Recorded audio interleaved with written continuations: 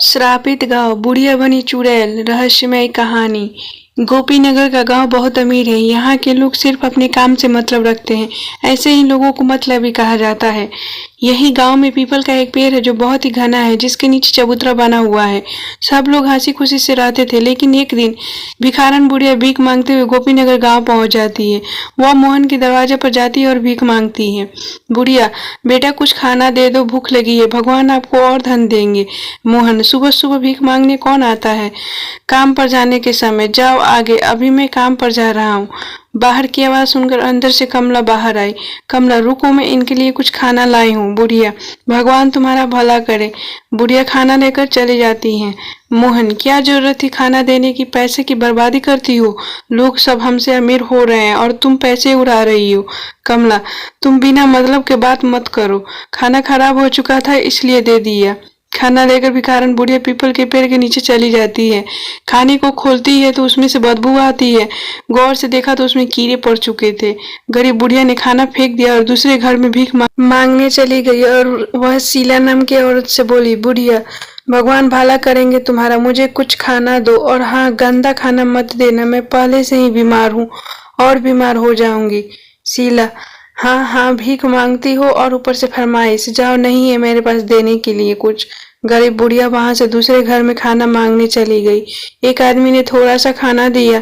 बुढ़िया, बेटा थोड़ा सा खाना और दे दो, इसमें तो पेट भी नहीं भरेगा। लड़का, देखो हम इससे ज्यादा नहीं दे सकते, महंगाई का जमाना है, पेट्रोल कितना महंगा हो गया है पता है। गरीब बुढ़िया को गांव के लोगों को इतनी कम भीख मिली कि उससे उसका पेट नहीं भरता और कुछ दिन में वह और ज्यादा कमजोर हो गई। बहुत अधिक गर्मी होने के कारण एक दिन बुढ़िया को बहुत जोरों से प्यास लगती है। आसपास पानी ना मिलने के कारण उन लोगों के घर जाकर पानी मांगने लगती है, लेकिन वहाँ के लोग इतने मतलबी हैं कि गरीब बुढ़िया को पानी भी नहीं दे रहे हैं। बुढ़िया, पानी दे दो, कोई मुझे पानी दे दो। उसे कोई भी पानी नहीं देता है। उसे देखते ही वहां के लोग उसे भगा देते हैं। लोगों के घर जाकर वो बहुत थक चुकी थी, लेकिन उसे एक बूंद पानी पीने के लिए नसीब नहीं हुआ। चलते चलते वह उस पीपल के पेड़ के नीचे जाकर बैठ जाती है। कुछ देर बाद बीमारी और पानी ना मिलने के कारण बुढ़िया की वहीं पर मृत्यु हो जाती है। बुढ़िया के मृत्यु हो जाने के बाद वहां अजीब अजीब सी घटनाएं होने लगती हैं। जब रात को सब लोग सो रहे होते तो आधी रात को एक औरत के रोने की आवाज सुनाई देती है। ये आवाज इतनी तेज होती है कि पूरे गांव को सुनाई देती है। रोने की आवाज के साथ साथ चीखने चिल्लाने की आवाज भी आने लगती है, जिससे लोग और भी ज्यादा डरने लगते हैं। गांव के लोग ने मीटिंग बुलाई। सब लोग उसी पीपल के पेड़ के नीचे इकट्ठे होते हैं। उसमें से एक आदमी बोलता है, गांव वालों, ये क्या हो रहा है? गांव में रोज रात को एक औरत की रोने चिल्लाने की आवाज सुनाई देती है। तभी एक औरत बोलती है, इसका क्या उपाय है? मेरे बच्चे बहुत डर रहे हैं। तभी एक दूसरा आदमी बोलता है, सभी लोग रात को अपने घरों में हनुमान चालीसा बजाओ। इसके बाद आवाज आनी बंद हो गई।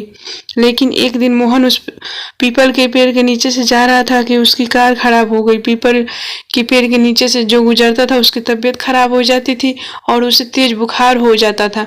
तो कभी हंसने की आवाज, तो कभी रोने की आवाज, तो कभी किसी की बात करने की आवाज आती है। ये सारी बातें लोगों के डर को अंदर से और ज्यादा बढ़ाती जा रही थी। मोहन और गांव के कुछ लोग एक साधु के पास जाते हैं और उस साधु को बाबा से पूछते हैं, हम लोग एक बुढ़िया को भीख नहीं देने के कारण परेशान हैं। वो भूख और बीमारी से मर गई।